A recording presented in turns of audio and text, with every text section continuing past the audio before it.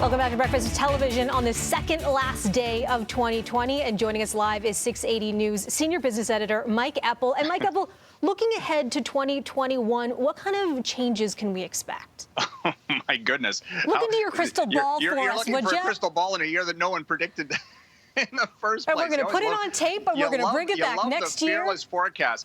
I'm hoping just for a return to normalcy. Okay. Where we don't have some sort of mass global event going on. That would be a nice change of pace. So you're hoping for that.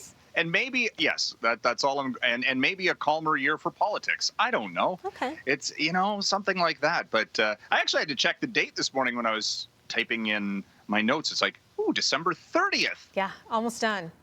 Yeah, to some extent, I have to admit, this past month has actually gone quickly. So I don't know. Maybe that's just was the run up to Christmas or something. A lot of distractions, kind of nice.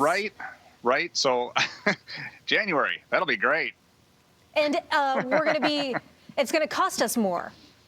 Yeah, that's the big concern here, because this has been a trend this year, certainly, Melissa, where at the grocery store, things have gotten more expensive this year. And, we say, well, inflation hasn't done much of anything because gas has gotten cheaper and things have sort of balanced out.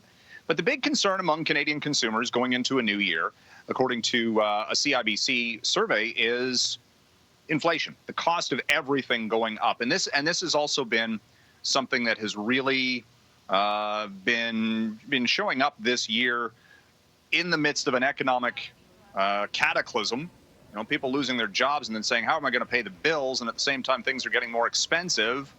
It has been a trend that we have seen. And most recently, the talk was that your average grocery bill is going to be going up 5%, for goodness sakes, next year. So, in previous elections, not to talk politics so much, but the, affordability, getting by on a daily basis, those have been talking points in political campaigns.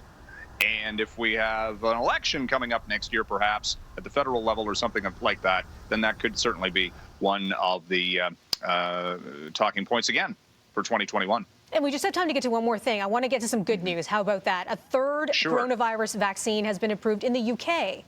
Yeah, the AstraZeneca and Oxford University vaccine, they're saying it's 70% effective. Not quite as high as the Moderna or Pfizer vaccines, but a third candidate now into the mix in the UK. They're saying it'll work against the variant. Now, there's still a 30% chance that I suppose it won't work. Or does it, like the annual flu shot, give you some resistance, maybe not 100% coverage? Anything is better than nothing, I think, in this case.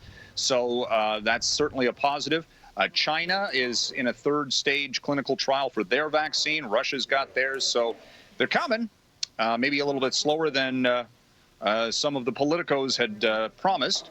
But it's coming, Melissa. And that'll be my prediction for 2021, the rollout of vaccines to everyone who needs it and wants it and gets it.